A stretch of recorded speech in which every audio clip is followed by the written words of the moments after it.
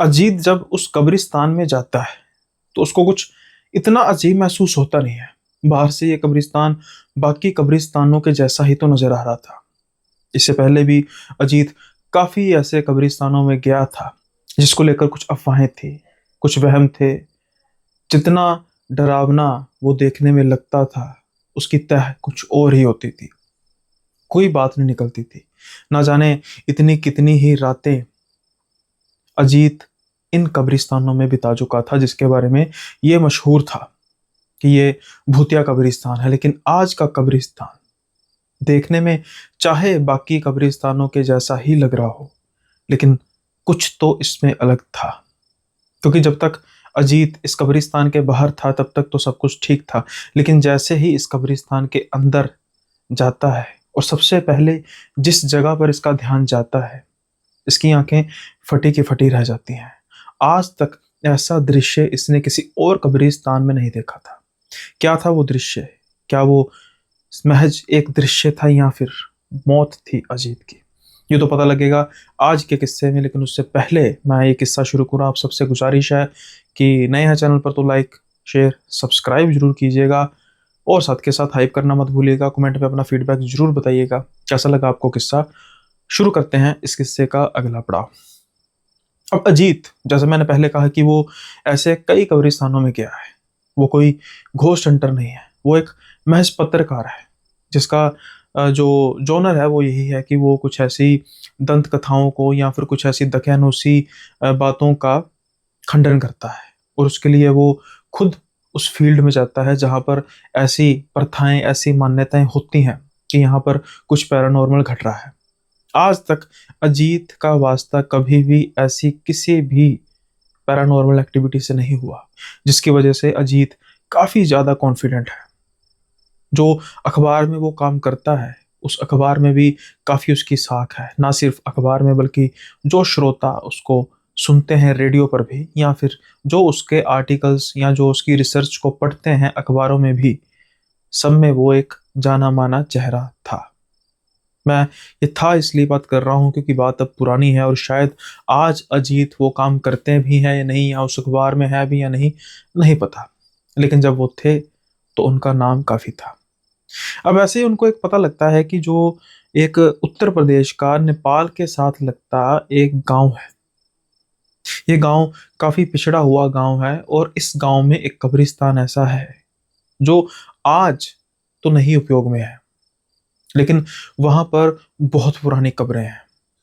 इसलिए कहा जाता है कि कुछ ऐसी पैरानॉर्मल एक्टिविटीज होती हैं कि वहां पर रात तो बहुत दूर की बात है, दिन के समय में भी लोग जाना गवारा नहीं समझते। कई ऐसी बातें, कई ऐसी अफवाहें उस कब्रिस्तान को लेकर मशहूर थी। अब अजीत को क्या चाहिए था? ऐसा ही तो कुछ चाहिए था। तो वो रुख करता है उस सुदूर गांव का, यूपी के सुदूर गांव का, जिसकी सीमा नेपाल के साथ लगती थी। अब जब वो गांव में पहुंचता है तो सबसे पहले वो मिलता है मास्टर इफ्तिकार से। मास्टर इफ्तिकार वहाँ एक स्कूल में पढ़ाते थे और तब इन्होंने एडवांस में चिट्ठी लिखी थी इनको कि ऐसे ऐसे मैं पत्रकार हूँ, और इनको पता था किसी की जानकार के कि ये मास्टर इनसे आप मिल सकते हैं, तो मैं आपसे मिलने आ रहा हूँ।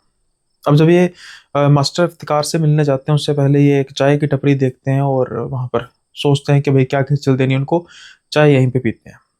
अब ये चाय पी रहे थे और चाय पीते पीते थोड़ी बहुत बात छेड़नी शुरू कर देते हैं उस कब्रिस्तान के बारे में। पहले अपना इंट्रोडक्शन देते हैं, उनकी काफ़ी आवभगत की जाती है। पत्रकार की एक रेपुटेशन थी, आज के ज़माने में कहा नहीं जा सकता कि कितनी होगी, लेकिन उस ज़माने में तो थी। तो वो फिर सारा बताते हैं कब्रिस्तान के बारे में कि भाई बड़ा पुराना कब्रिस्तान है और इस कब्रिस्तान को लेकर काफ़ी ऐसी अफवाहें मशहूर हैं जो तकरीबन तकरीबन सच्ची कही जा सकती हैं। और वो एक खास खबर, सूबेदार की खबर, सूबेदार निजाम। सूबेदार निजाम, अजीत कहता है, मतलब क्या खास उस खबर में? अरे वही तो खास खबर है जिसकी वजह से कहा जाता है कि ये कब्रिस्तान भूतिया कब्रिस्तान है और ना जाने कितने दशक बीत चुके हैं, इस कब्रिस्तान में कोई भी नई कब्र नहीं खोदी गई। एक दूसरा कब्रिस्तान है, वहां पर लोग आते जाते हैं, शाम को भी जाते हैं, लेकिन इस कब्रिस्तान की ओर कोई रुख नहीं करता। जो उनके जिनके पुरखों की ये कब्रें हैं, शायद वो कुछ बांग्लादेश चले गए होंगे, कुछ पाकिस्तान चले होंगे, जो कभी यहाँ पर रहे भी होंगे। अब उनके जो बाप वगैरह की कब्रें नए कब्रिस्तान में हैं। यहाँ पर अगर होंगे भी तो परदादा दादा की कब्रें होंगी, जिसका कोई भी इतना करता नहीं। अब अजीत पूछना तो चाहता था काफ़ी बातें, लेकिन उसको दबी घुटी बातें ही पता लग रही थी, कुछ साफ-साफ नहीं बताया जा रहा था। खैर, अजीत को लगता है कि शायद वो यहाँ पर अपना टाइम वेस्ट कर रहा है, तो उसको यहाँ से ज़्यादा देर यहाँ पर रुकना नहीं चाहिए और जाना चाहिए बिल्कुल सही इंसान के पास, जिसका नाम था मास्टर इफ्तिकार। अब जब ये मास्टर इफ्तिकार के यहाँ पहुँचते हैं, मास्टर इफ्तिकार इनका काफ़ी आवभगत करते हैं और उनको शायद ये इस चीज़ को लेकर था कि जो ये अजीत आ रहे हैं, ये सिर्फ़ इनके बारे में ब्यौरा लेंगे कि इस गाँव के कब्रिस्तान का इतिहास क्या है। लेकिन जब उनको ये पता लगता है कि ना ही सिर्फ़ वो इस कब्रिस्तान का ब्यौरा लेंगे, बल्कि एक रात इस कब्रिस्तान में रुकेंगे भी। जैसे ही ये बात सुनते हैं तो इफ्तिकार कहते हैं कि देखिए पत्रकार साहब, बात ऐसी है कि मैं भी एक टीचर हूँ और मैं भी विज्ञान को ही तवज्जो देता हूँ, लेकिन कुछ ऐसी बातें होती हैं जिनको ना चाहते हुए भी मानना पड़ता है। कम से कम इस कब्रिस्तान को लेकर तो मानना ही पड़ेगा। अब ये कहते हैं कि जैसे कहते हैं कि देखो, बहुत ज़्यादा घटनाएँ तो नहीं हो रही, अब तो फ़िलहाल बिल्कुल ही नहीं, क्योंकि उस कब्रिस्तान से लोग कन्ने कतराते हैं। लेकिन जब पहले की घटनाएँ थी, जब हम बच्चे होते थे या हमारे पैदा होने से पहले भी काफ़ी घटनाएँ होती थी, क्योंकि तब ये कब्रिस्तान बहुत पुराना नहीं था और यहाँ पर गाहे-बगाहे कभी न कभी कोई यहाँ पर सुपुर्द-ए-खाक किया जाता था। अब कुछ घटनाएँ मैंने ऐसी सुनी हैं, जैसे एक इंसान था जो शायद पुलिस से भागकर गया था।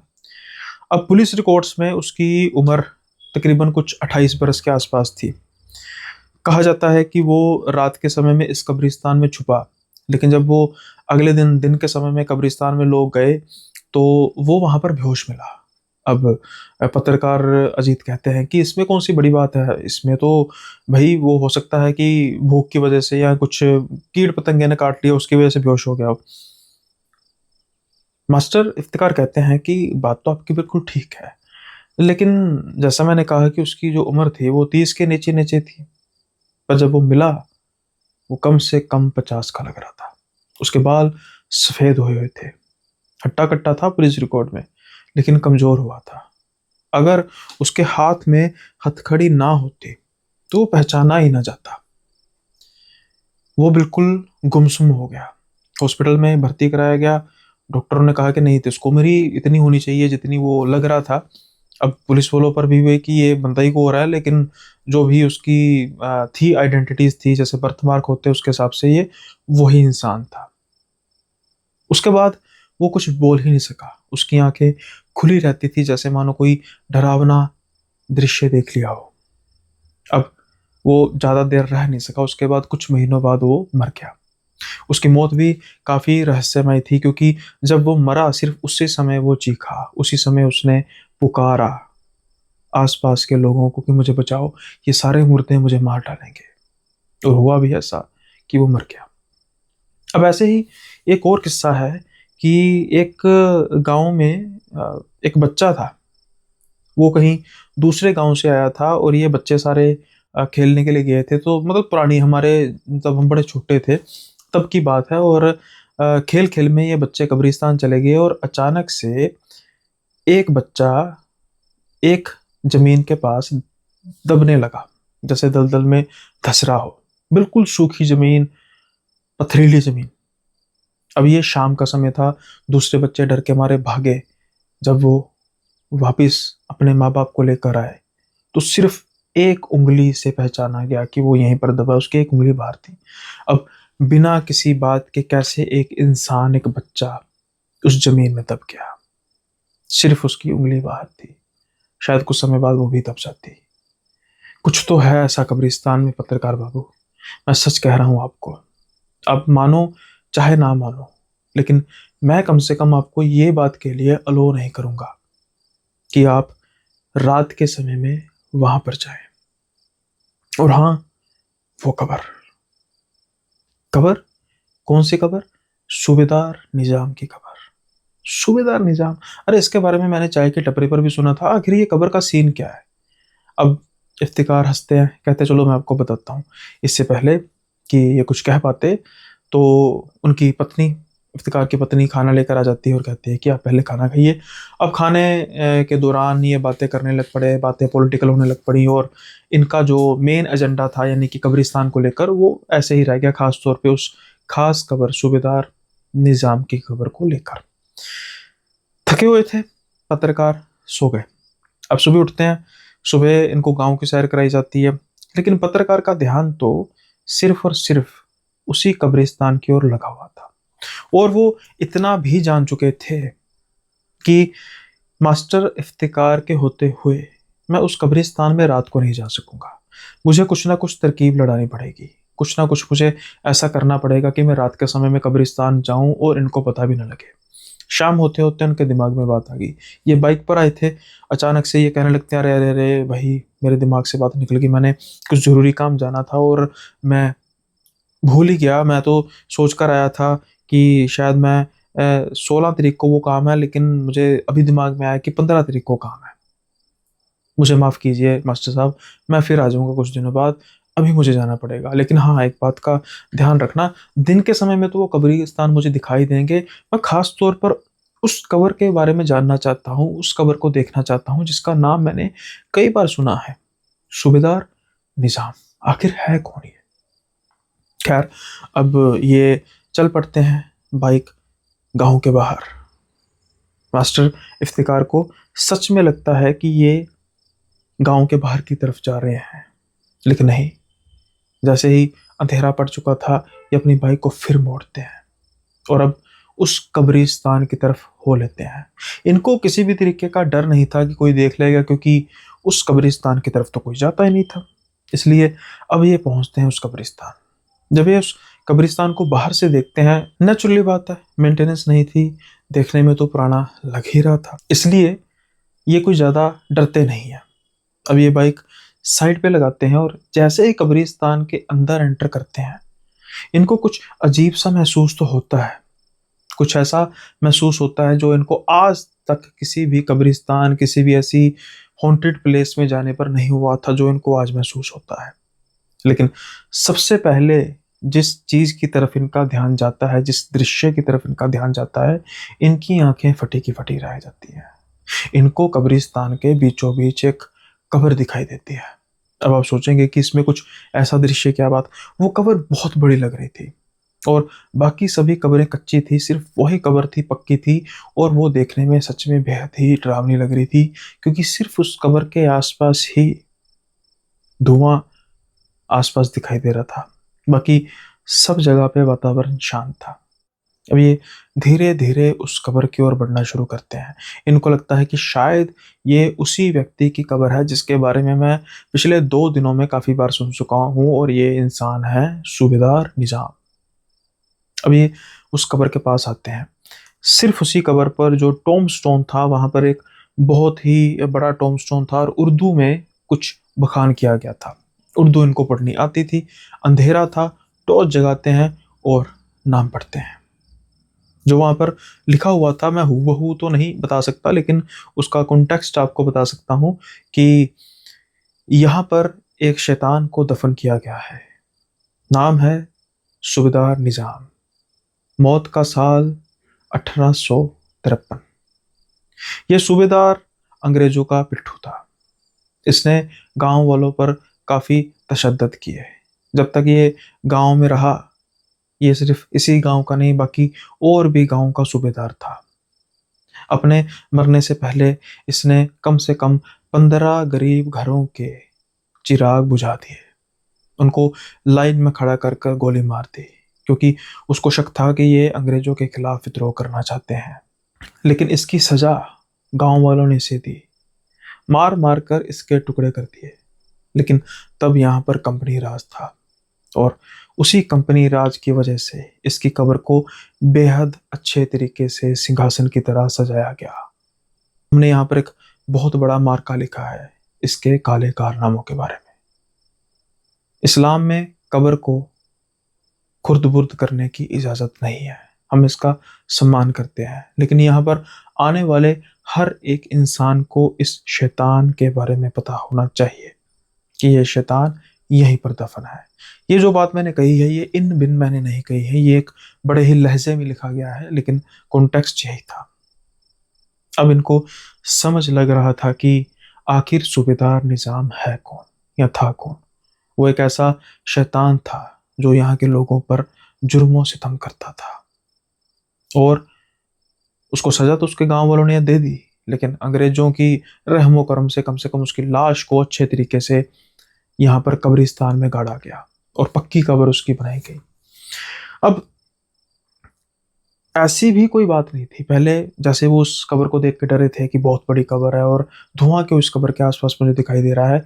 जब उन्होंने देखा तो थोड़ा सा डर खत्म हुआ, लेकिन इस चीज का, इस कब्र का उस वाक्यों से क्या मतलब हो सकता है जो ना सिर्फ गांव में अफवाह के तौर पर जाने जाते थे, बल्कि एक पढ़ा लिखा इंसान मास्टर इफ्तिकार जैसा भी, वो भी इनके बारे में बात कर रहा था।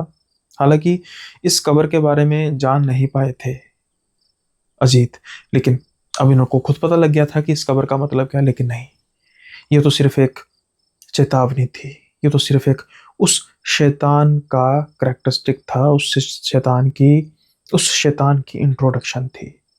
क्योंकि अब जो इनके साथ होने वाला था, आज तक किसी भी जगह पे इनके साथ ऐसा हुआ नहीं था, और शायद ये इनकी आखिरी पैरानॉर्मल रिसर्च थी, कम से कम रात के समय में। अब जब ये मुड़ते हैं उस कब्र से दूसरी ओर चलते हैं, इनको एक अजीब सी आवाज सुनाई देती है।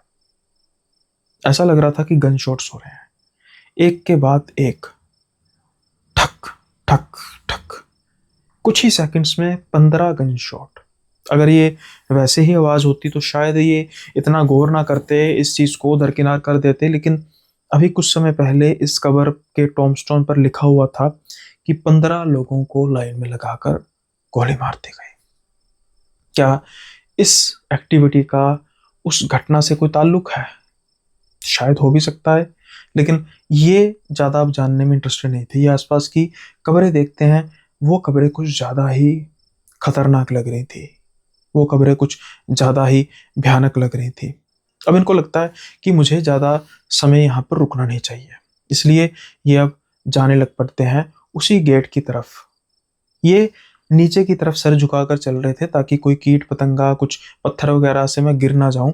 अब जैसे ही ये सर झुकाकर आगे चल रहे हैं, कुछ समय बाद ये महसूस करते हैं कि भाई गेट इतनी दूर भी नहीं है कब्रिस्तान का, मैं चलता क्यों जा रहा हूँ, मुझे तो अभी गेट के बाहर होना चाहिए था। लेकिन जैसे ही सर ऊपर करते हैं तो इनको अपने सामने वही कब्र दिखाई देती है,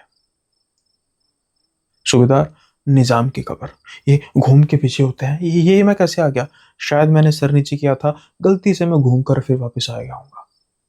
इस चीज को वहम मानकर ये फिर से चलना शुरू करते हैं। इस बार ये सर अपना ऊंचा सामने बिल्कुल कर कर चल रहे थे, लेकिन अचानक एक धुएं की लहर आती है और वो कब्र फिर से इनको सामने दिखाई दे देती है।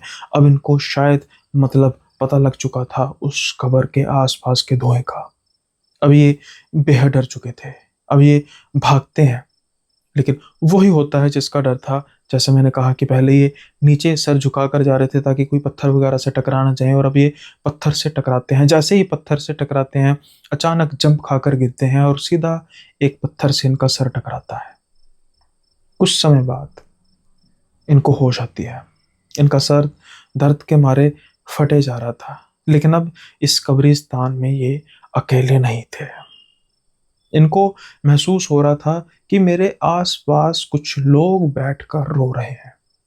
जैसे ही ये हल्का सा सर ऊपर उठाते हैं तो ये देखते हैं कि इनके आसपास कुछ लोग बैठे हुए हैं। घना अंधेरा था, शक्ल किसी की नजर नहीं आ रही थी, सिर्फ आकृतियों से ये जान पड़ रहा था कि कुछ लोग होंगे, जाहिरी तौर पर इंसान ही होंगे। ये उठ नहीं पा रहे थे, सर में इनके दर्द हो रहा था, शायद इनको और भी चोटें लगी थी, लेकिन ये बात समझ नहीं पा रहे थे कि इतने लोग आखिर मेरे आसपास रो क्यों रहे हैं, विरलाप क्यों कर रहे हैं। क्या मैं मर गया हूँ? क्या मेरी आत्मा? नहीं नहीं, मैं तो बिल्कुल ठीक हूँ। अब ये ध्यान से देखना शुरू करते हैं, क्योंकि उन रोने वाले लोगों में से कुछ आवाजें अजीब से तरीके की होती जा रही थी, और जैसे ही ये देखते हैं आसपास, वो इंसान नहीं थे, वो मुर्दे थे। मुर्दे इनका विरलाप कर रहे थे, और ये अपने आप को हिला तक नहीं पा रहे थे। इनको पता लग चुका था आज ये बहुत बड़ी मुसीबत में फंस चुके हैं, क्योंकि कुछ देर बाद जब ये अपना सर ऊंचा करते हैं तो ये पाते हैं कि उस पक्की कब्र पर कोई शख्स बैठा हुआ है।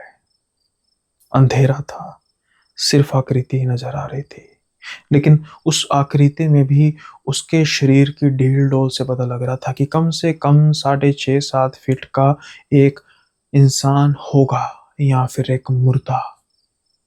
और वो कह रहा था, शिकार मेरे पास लाओ। जैसे ही ये बात सुनते हैं वो मुर्दे धीरे धीरे उठने लगते हैं और इनकी जान फंस जाती है। बस अब इनके पास सिर्फ एक मौत, बस सबके पास अब बस अब के बस अब इनके पास सिर्फ एक मौका था भागने का। ये लेते हैं बजरंग बली का नाम। ऐसा नहीं था कि ये पैरानॉर्मल एक्टिविटीज में नहीं मानते थे तो भगवान को भी नहीं मानते थे।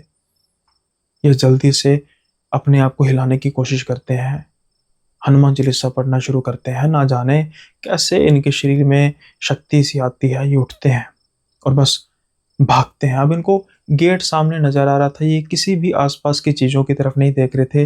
पीछे इनको कई लोगों के भागने की आवाज सुनाई दे रही थी और उस राक्षस की गर्जना। कुछ ही सेकंड में ये झटके के साथ उस कब्रिस्तान से बाहर भागते हैं। अब ये पीछे मुड़ के भी नहीं देखते कि क्या हो रहा है क्या नहीं हो रहा।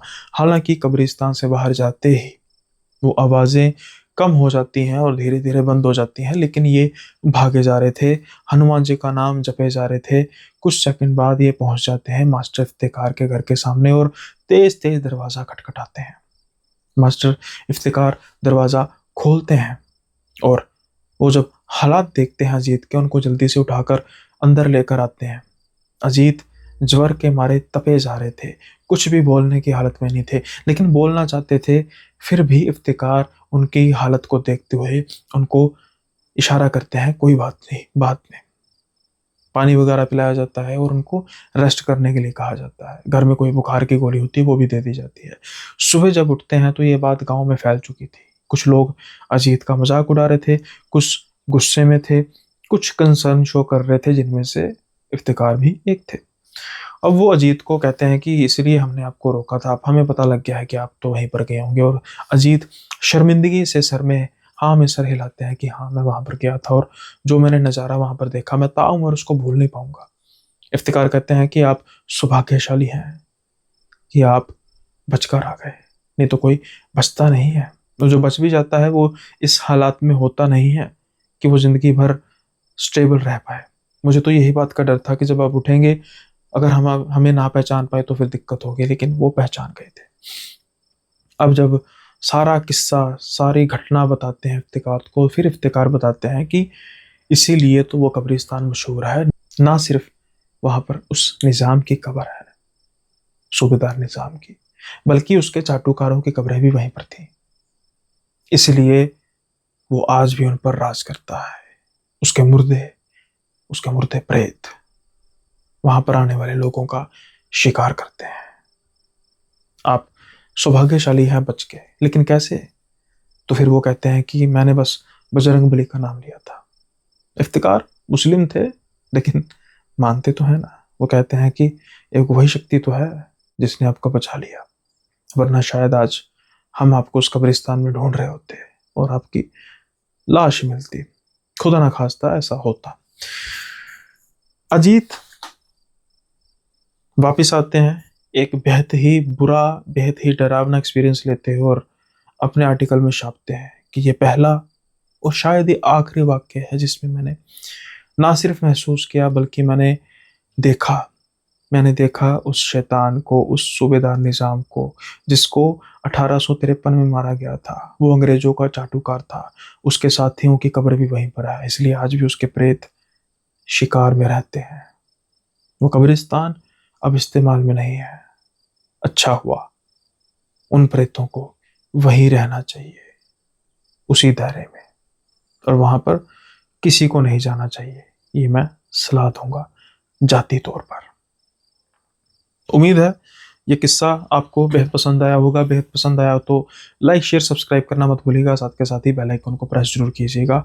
और हाइप का तो आपको पता ही है, जैसा मैंने आपको कहा है कि भाई वीडियो का जो परफॉर्मेंस होती है वो हमेशा मैटर करती है लाइक्स पर, कमेंट्स पर। तो बीच में मैंने कहना शुरू किया था कि आप लाइक और कमेंट जरूर कीजिए, एटलीस्ट जो मेरे रेगुलर व्यूअर्स हैं, और कम से कम 1 घंटे के अंदर अंदर 100 लाइक्स और 100 कमेंट्स होने चाहिए। लेकिन अभी वो टारगेट पूरा हो नहीं पा रहा। इसका मतलब है कि आप इस चीज़ों पर ध्यान नहीं दे रहे। तो एटलीस्ट जो रेगुलर व्यूअर्स हैं वो तो ध्यान दीजिए और कोई ना कोई कमेंट जरूर कीजिए, मुझे खुशी होगी, चैनल को बढ़ने में मदद मिलेगी। इससे पहले हम आज का अगला किस्सा स्टार्ट करें तो आपसे गुजारिश है कि जो ये मेंबरशिप प्रोग्राम है उस पर भी तवज्जो दीजिएगा। एक से बढ़कर एक किस्से हैं और काफ़ी अच्छा ग्रो भी कर रहा है। मैं चाहता हूं कि आप सब भी उसका हिस्सा बनिए और अलग से किस्से भी सुनिए। इससे ज़्यादा मैं आज डिस्कस नहीं करूंगा, क्योंकि जो अगला किस्सा है वो अपने आप में इतना गुंजलदार है और उसका एक एक ट्रेजेडी है और उसका एक खौफ है। शुरू करते हैं आज के इस किस्से को। किस्सा है कर्नाटक का। कर्नाटक की वो सड़क जिसके बारे में शायद जितेश को नहीं पता था, पर फिर भी अगर पता होता तो उसको कोई इतनी परवाह थी नहीं। रात के सन्नाटे में उसकी गाड़ी उस खाली सड़क पर भागे जा रही थी। कुछ समय बाद उसकी पत्नी प्रेरणा का फोन आता है कि आप कितने बजे तक आ जाएंगे। उस जगह से जितेश का घर तकरीबन तकरीबन 4 घंटे की दूरी पर तो था। अगर हम बिल्कुल लेमन की लैंग्वेज में बात करें तो 200 किलोमीटर के आसपास था। अब जितेश कहता है कि हाँ हाँ बस कोशिश करूंगा उससे भी जल्दी आने की, ये सड़क बिल्कुल खाली है, बहुत मुश्किल से इक्का दुक्का वाहन कोई यहाँ से गुजरे हैं और मुझे लगता है कि मैं जल्दी आ जाऊंगा। तो उनकी पत्नी कहती है कि ठीक है, आप जितनी आराम से आइए, कोई ऐसी भी बात नहीं है। अचानक से इसको नजर आता है जितेश को कि एक लड़की है जो सड़क के किनारे खड़ी है और वो हाथ आगे दे रही है।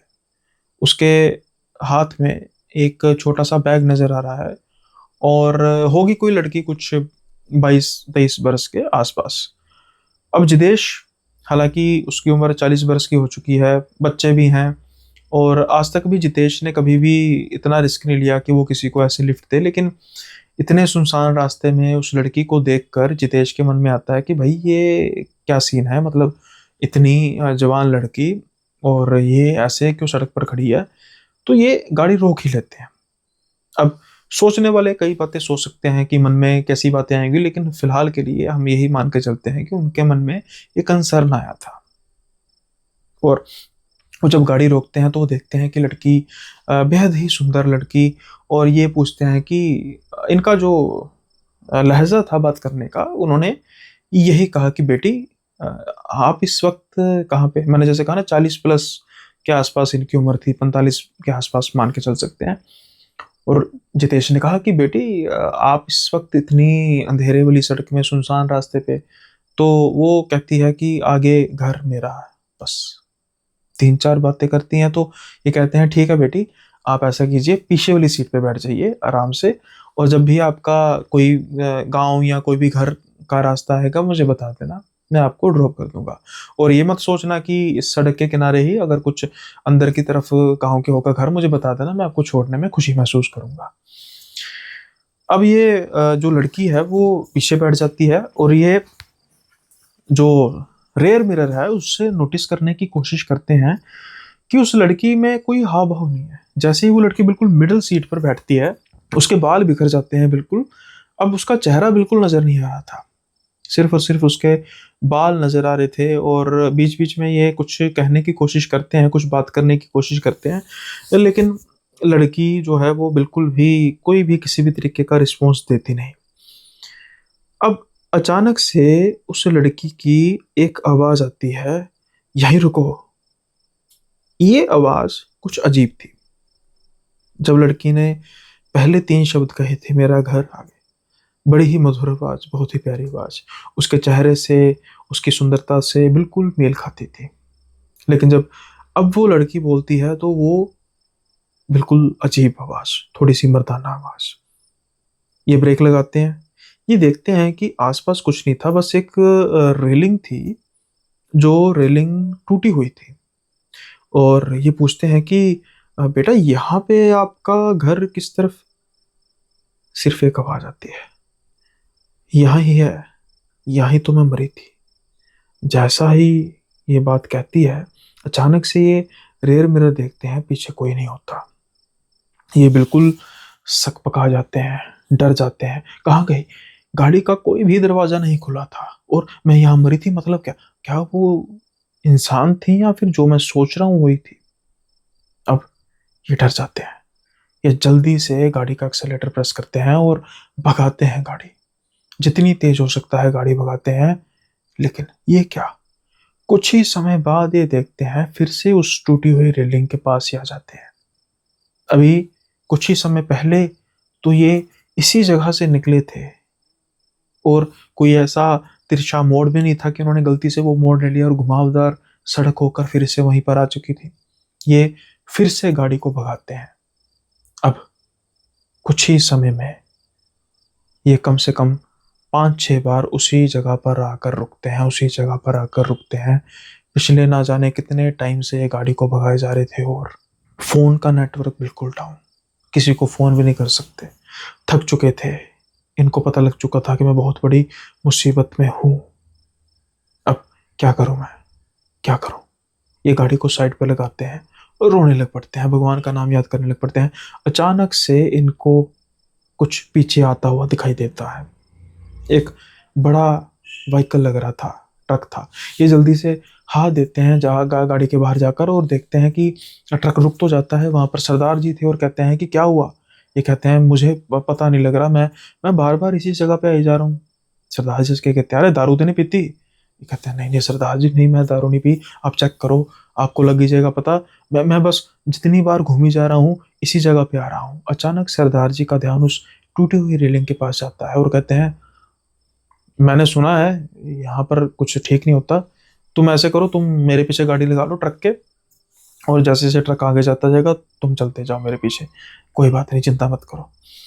अब इनकी जान में जान आती है और ये ट्रक के पीछे गाड़ी लगा लेते हैं। अब ट्रक भी फंस चुका था। ट्रक भी 4-5 बार बार बार बार बार उसी रास्ते से होकर जाता था। फिर क्या हुआ? ये दोनों फंस चुके थे। जो हाल इनका था वही हाल सरदार जी का था, वो बस रो नहीं रहे थे। अब ये दोनों सोच रहे थे कि क्या करना चाहिए। सुबह होने का इंतजार करना चाहिए, लेकिन अगर सुबह ना हुई, हम जिस जगह पे फंसे हैं, जिस लूप में फंसे हैं, क्या यहाँ पर कभी सुबह होगी भी कि नहीं? लेकिन दरअसल इस टूटी हुई रेलिंग का किस्सा क्या था, सरदार जी को पता था। सरदार जी कहते हैं मैं वहीं पर था।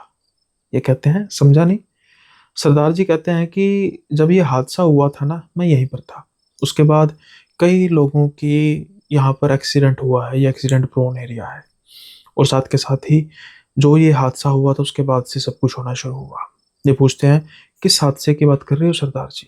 सरदार जी कहते हैं कि एक लड़की थी, कहते हैं यहाँ पर एक लड़की की मौत हुई थी। एक शराब पीकर किसी ने गाड़ी रेलिंग में ठोकी और लड़की, बिल्कुल लड़की जिसे कहते हैं रेलिंग के पास थी, वो बचने की कोशिश करती है और वो गिर जाती है। समय शाम का था, जिसकी रेलिंग से टक्कर हुई, समहाउ उसकी गाड़ी बच गई और वो भगा कर ले गया और वो लड़की पड़ी रही नीचे। कहते हैं कि अगर समय सिर पेट्रोलिंग करने वाली पुलिस वहां पर आ जाती और अगर उसको देख लेती तो शायद वो बच जाती। कहते हैं कुछ लोगों ने फोन भी किया पेट्रोलिंग को, लेकिन पेट्रोलिंग जो 10 मिनट तक आ जानी चाहिए थी वो 2 घंटे बाद आती है। उससे पहले पहले लड़की को बचाया भी जा सकता था, लेकिन कुछ नहीं हुआ, कोई एम्बुलेंस नहीं आई, कोई पेट्रोलिंग नहीं, और लड़की ने तड़प तड़प कर जान दे दी। उसके बाद से यहाँ पर कुछ ऐसे हादसात होने लग पड़े जो हमारी समझ के बिल्कुल बाहर है। इसलिए हम यहाँ से रुकते नहीं हैं। मैं तो आपको देख कर रुका था, लेकिन मुझे भी क्या पता था कि मैं फंस जाऊंगा। तो वाहे गुरु अब मेहर करें, हमें किसी तरीके से बचाएं। इससे पहले कि ये बातें अपनी कंप्लीट कर पाते, इनको सायरन बजता सुनाई देता है। ये देखते हैं पीछे से एक गाड़ी आ रही है। जैसे जैसे वो गाड़ी पास आती जा रही थी, इनकी हिम्मत बढ़ती जा रही थी, क्योंकि वो गाड़ी पेट्रोलिंग पुलिस की थी। अब वो गाड़ी का इनके पास आके रुकना लाजमी था। और पुलिस वाले कहते हैं, हाँ जी सरदार जी क्या बात है, हाँ भाई क्या बात है, क्यों रुक के यहाँ पर खड़े हो? तो वो बात कहते हैं कि हम तो यहाँ से निकलने की कोशिश कर रहे हैं, लेकिन तुम फंसे हुए हैं। अब फिर वही पुलिस वाले इनसे वही सवाल पूछते हैं कि भाई कोई पी वगैरह तो नहीं है ना, कुछ पी के तो नहीं दोनों बैठे? तो कहते हैं चेक कर लो। अब कहते हैं ठीक है, ये भी कहते हैं कि हमारे पीछे गाड़ी लगा लो। अब ये इनके पीछे गाड़ी लगाते हैं और इनका भी वही हाल होता है। एक आदमी के साथ हो, दो आदमी के साथ हो, लेकिन चार लोगों के साथ, क्योंकि उस गाड़ी में दो जने बैठे थे, वही बार बार घूम कर वहीं आ रहे थे, बार बार घूम कर वहीं आ रहे थे। उसमें से एक पुलिस वाला था कामले। उसको खास तौर पर बहुत अजीब सा महसूस हो रहा था। बाकी तीनों को सिर्फ डर के मारे चिंता हो रही थी, लेकिन उसको घुटन महसूस हो रही थी। अब जब ये भी वॉकी टॉकी से भी बात करने की कोशिश करते हैं, लेकिन कोई भी इनको रिस्पॉन्स नहीं आ रहा था, बिल्कुल ब्लैंक। अब ये जितेश कहते हैं कि साहब मैंने सुना है कि यहाँ पर पहले एक एक्सीडेंट हुआ था आज से कुछ साल पहले, और एक लड़की मरी थी, और ऐसी बात होनी शुरू होगी कि भाई वो पेट्रोलिंग पे अगर टाइम से आ जाती। तो फिर कामले को याद आता है कि कब की बात है? तो सरदार जी कहते हैं कुछ ही साल हुए हैं, लड़की की मौत हुई थी, वो बड़ा तड़फी थी, और अगर उस समय समय पर पेट्रोलिंग वाले आ जाते हैं या एम्बुलेंस भेज सकते तो बच सकती थी। कामले कहता है लड़की रेलिंग से, हाँ हाँ हाँ याद आया। जो कामले का सहयोगी था, अरे सर उस समय आप नहीं थे यहाँ पे? कामले की आंखें शर्म से झुक जाती हैं, क्योंकि वो कामले ही थे जिनको इंफॉर्मेशन गई थी कि ऐसे ऐसे लड़की वहां पर पड़ी है। लेकिन शायद इन्होंने ये समझ लिया कि वो लड़की मर चुकी है, क्योंकि उनको सेम ऐसे ही बोला गया था कि लड़की पड़ी है। लेकिन उसके बावजूद भी इनकी ये मॉरल ड्यूटी थी कि उसी समय वहां पर जाना, लेकिन इन्होंने जाने में टाइम लगा दिया जानबूझकर। ये रिग्रेट आज कामले को हो रहा था। उनकी आंखों में आंसू थे। बाकी तीनों जाने उनकी तरफ शक की निगाह से देख रहे थे, गुस्सा भी था। लेकिन अब कामले झुकते हैं उस रेलिंग के पास, माफी मांगते हैं कि मुझसे गलती हुई। आप में से कोई भी सुन रहा है उस लड़की की आत्मा को, अगर मुझे सुन रही है तो मैं हाथ जोड़ के विनती करता हूँ कि मेरी बहुत बड़ी गलती है, लेकिन मैंने जानबूझकर नहीं की। कृपया हमें बख्श दीजिए। कुछ समय तक सभी अपने अपने इष्ट को याद करते हैं, और सरदार जी कहते हैं अब चल के देखते हैं। सरदार जी ट्रक चलाते हैं। धीरे धीरे वो लूप खत्म हो जाता है और वो उस लूप से बाहर आ जाते हैं। कामले को अपनी गलती का एहसास हो चुका था। हालांकि उसकी गलती ने एक लड़की की जान ले ली, जो शायद उसने जानबूझकर तो नहीं किया था, लेकिन गलती तो गलती होती है और जान गई वापस नहीं आती। कुछ दिनों बाद जितेश को यह पता लगता है कि कामले ने अपनी पोस्ट से इस्तीफा दे दिया। उनको इस चीज का बहुत रिग्रेट था, और शायद वो इस चीज से बाहर नहीं निकल आ पा रहे थे।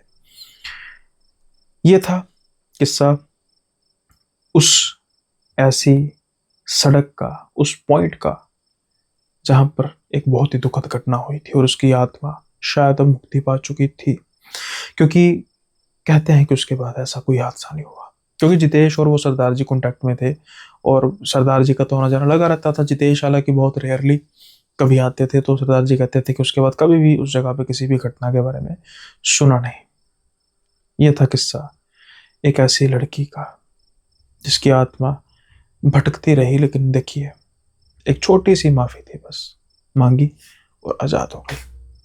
उम्मीद करता हूँ कि यह किस्सा भी आपको पसंद आया होगा, और अपना काम जरूर कीजिए जैसा कि आप जानते ही हैं। अब हम बढ़ते हैं अगले किस्से की ओर। अगला किस्सा बड़ा ही अजीब है, क्योंकि ओंकार को एक फोन आता है। फोन था मनवीर का। इतने सालों बाद, अरे भाई कम से कम 12-13 बरस हो चुके हैं, कहाँ मर गया था तू? मनवीर हंसते हुए कहता है कि भाई समझ ले मर ही रहा था। जैसे ओंकार सुनते हैं वो थोड़े से अचंभित हो जाते हैं और कहते हैं अरे बकवास मत कर। तो मनवीर कहता है नहीं सच कह रहा हूँ, मैं चाहता हूँ ओंकार तुम मुझसे मिल आके शायद दोबारा ना मिला जा सके। ओंकार को ये बात बहुत अजीब लगती है और ओंकार चल पड़ते हैं अपने दोस्त को मिलने। हालांकि दोस्त इनका इनकी लोकेशन से काफ़ी दूर रहता था। अगले दिन जब ये मनवीर के घर पहुंचते हैं तो मनवीर की माँ दरवाज़ा खोलती है और जब ओंकार को देखती है, किसी समय में ये इकट्ठे कॉलेज पढ़ा करते थे और इनका घर आना जाना लगा रहता था। बाद में जब ओंकार की जॉब लग गई, इनकी पोस्टिंग काफ़ी दूर हो गई, तो कॉन्टैक्ट टूट सा गया। इन इतने वर्षों में ओंकार को कुछ नहीं पता था कि मनवीर कैसे है, क्या हुआ, कॉन्टैक्ट ही नहीं हो पाया। लेकिन आज जब कॉन्टैक्ट हुआ और मनवीर के मुंह से इतनी बातें सुनी और जब उनकी माँ दरवाज़ा खोला और देखते ही ओंकार को रोने लग पड़ी। ओंकार समझ नहीं पा रहा था कि भाई क्या हुआ, आंटी जी क्या हुआ, क्या क्या क्या क्या प्रॉब्लम है। तो आंटी कहते खुद ही चल के देख रहे हैं। अब जब वो जाते हैं, वो बिस्तर पर एक ऐसे शख्स को देखते हैं जिनको शायद अगर वो उनके घर में ना आते तो वो पहचान ही ना पाते। मनवीर तू, ये तेरे साथ क्या हो गया? मनवीर हट्टा कट्टा आदमी था, पहलवान टाइप, लेकिन अब वो बिल्कुल हड्डियों का ढांचा ही बना हुआ था।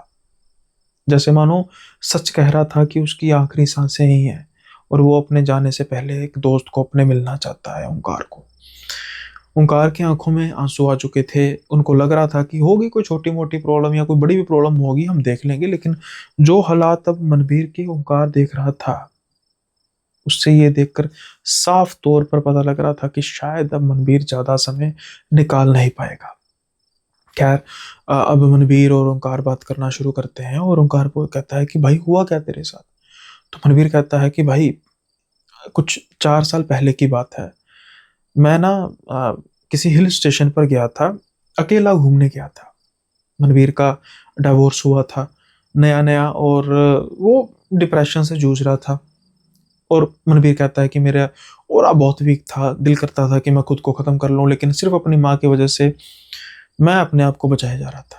फिर मैंने सोचा कि चलो मैं कुछ दिन हिल स्टेशन घूमने जाता हूँ और अपने आप को थोड़ा सा दुरुस्त करता हूँ। कहते हैं कि एक दिन मैं जॉगिंग करने के लिए कुछ जंगल के एरिया में गया और काफ़ी अच्छा मुझे इलाका लग रहा था। काफ़ी दिनों बाद, काफ़ी समय बाद मुझे एक शांति सी महसूस हो रही थी, एक सुकून सा महसूस हो रहा था और वो मैं सुकून जितना हो सके उतना अर्जित करना चाहता था। लेकिन इतने में शाम हो गई और देखते देखते रात हो गई। अब मुझे था कि चलो मैं जल्दी से अपने होटल की तरफ जाऊं और होटल से जहाँ पर मैं जिस लोकेशन में था वहाँ पर कुछ 3 किलोमीटर का की दूरी पर मैं आ चुका था। अब मैं ऐसे ही ना जॉगिंग करते करते जा रहा था। सड़क बिल्कुल वीरान पड़ी थी।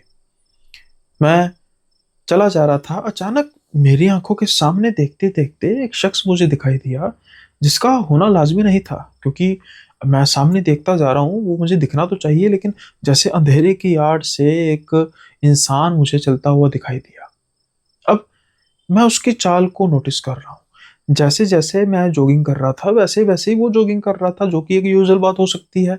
लेकिन एकदम से मैं खड़ा हुआ, ये नहीं कि उसको नोटिस करने के लिए, मैं टाइम वगैरह देखने के लिए खड़ा हुआ।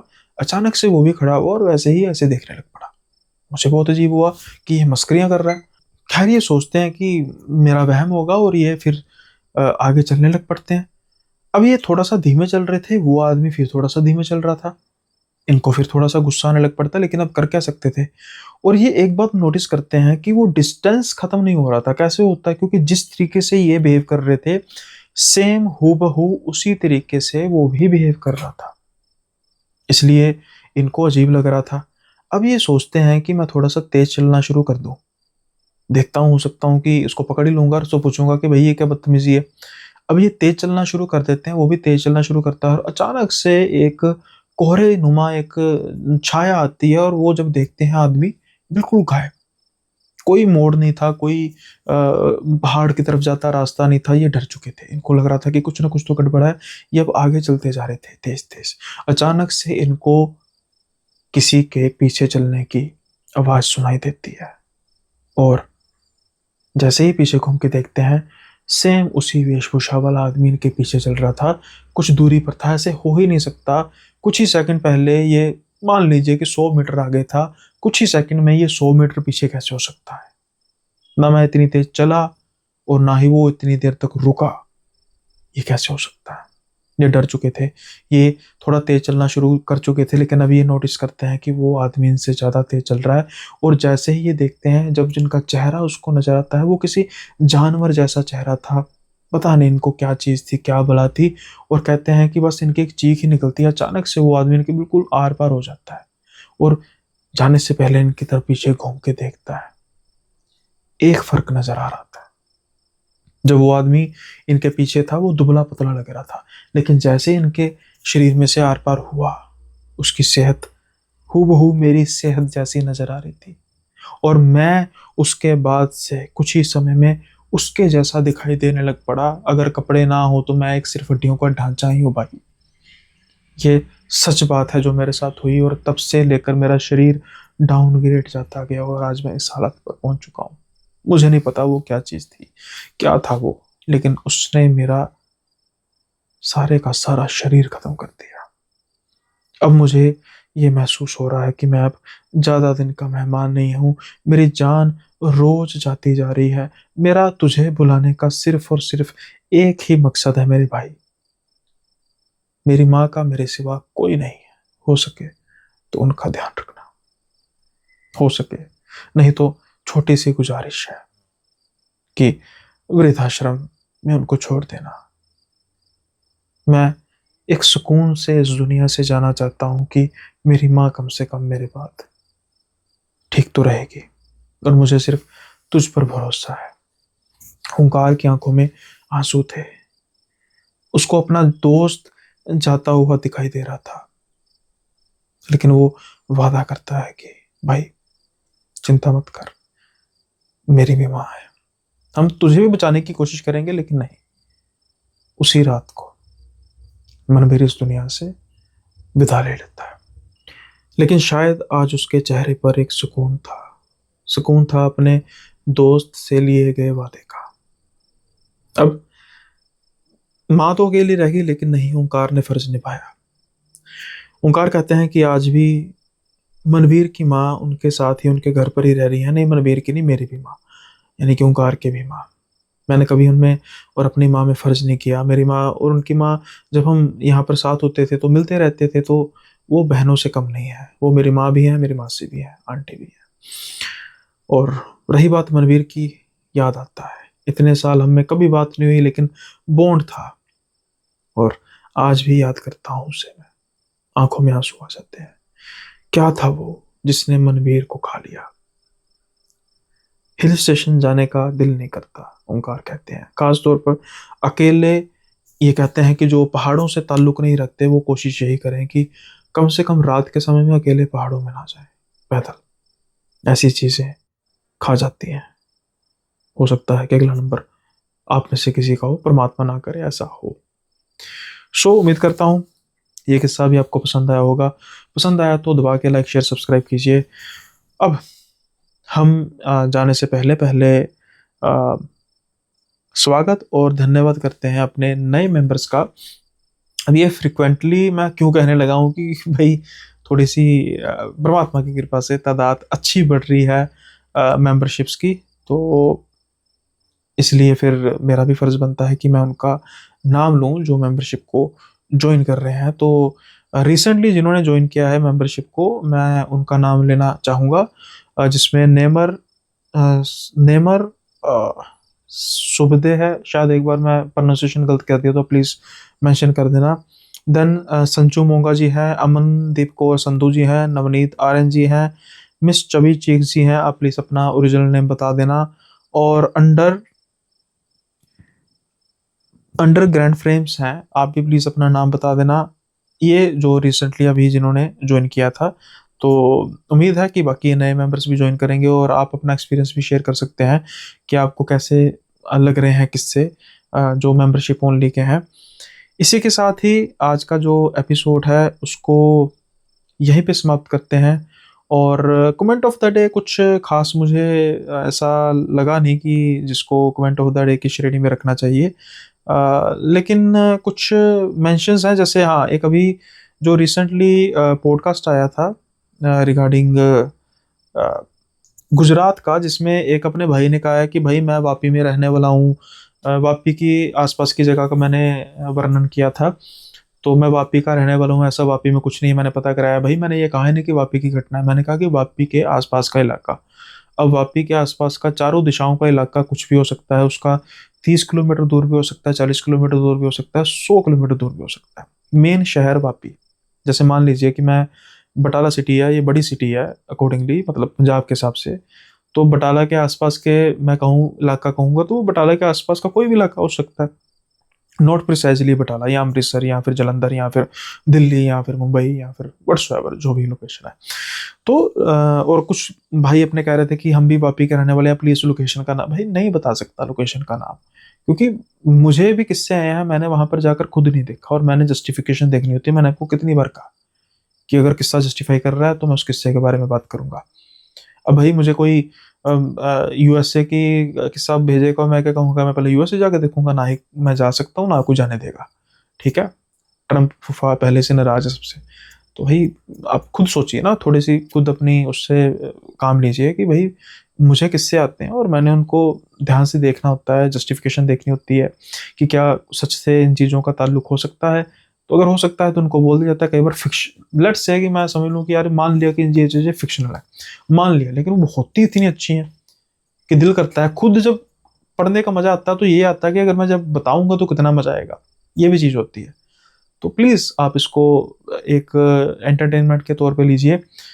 जैसे अभी ये मैंने किस्सा बोला कि एक्सीडेंट हुआ था बेचारी लड़की का, जिसने मानना माने, नहीं मानना नहीं माने, पर जब हुआ, अगर लेट से हुआ है मुझे जैसा बताएगा, तो कितनी बड़ी ट्रेजेडी है। अब किसी की ट्रेजेडी को आप करो कि मैं तो विश्वास नहीं करता, ना करो, कौन कह रहा है आपको विश्वास करने को। लेकिन मैं कह रहा हूँ कि देखो, कुछ लोग हैं जो विश्वास करते हैं, कुछ लोग हैं जो नहीं करते। मैं कहता हूँ कि आप बिल्कुल बीच का रास्ता अपनाइए एंटरटेनमेंट का। आपको कहानियां सुनने में अच्छी लग रही हैं, नरेशन अच्छी लग रही है, बस ठीक है। और ये बात आपको भी पता है कि मैं फेंकता नहीं हूँ कि भाई कुछ चैनल है ना, अरे भाई उसने कहा कि मैं तुझे करके बताता हूँ, ऐसा है, ये ऐसे हैं ऐसे हैं, नहीं। मैं बिल्कुल उसको उस लेवल में रखता हूँ कि आपको ना हंसी आए सुनकर, और ना ही आप डर से कंपकपाने लग पड़े। बिल्कुल एक आपको मीडियोकर सा एक एक्सपीरियंस मिले जो आपको सोने में मदद दे। ना ही मैं कोई साउंड इफेक्ट्स इसीलिए लगाता हूँ, बिल्कुल सिंपल लेवल की एडिटिंग होती है इसलिए, ताकि जो मेरी ऑडियंस है वो जो एक्सपीरियंस लेना चाहती है उनको वो मिले। सच झूठ में आगे तो सारे ही किस्से मेरे सच हैं और सारे ही झूठ हैं। ये दो तरीके का व्यू आ जाएगा, क्या पता कर सकेंगे उसमें। ठीक है, अब जो मेरे अपने साथ किस्से हुए थे, कई लोग वहां पे उस कमेंट के नीचे कह देते हैं भाई ये कॉपी किया हुआ है, मेरा मेरा किस्सा कॉपी किया हुआ झूठ है, ये भी लिख देते हैं। अब जो मेरे साथ हुआ भाई मैं उसको कैसे झूठ कर सकता हूँ? तो please take it as a entertainment. खैर, ये चलता रहेगा। अगर किसी को मेरे शब्द थोड़े से बुरे लगे हैं तो उसके लिए हाथ जोड़ के माफी। मिलेंगे अगले एपिसोड में नए किस्सों के साथ, तब तक के लिए भाई अपना ख्याल रखिएगा।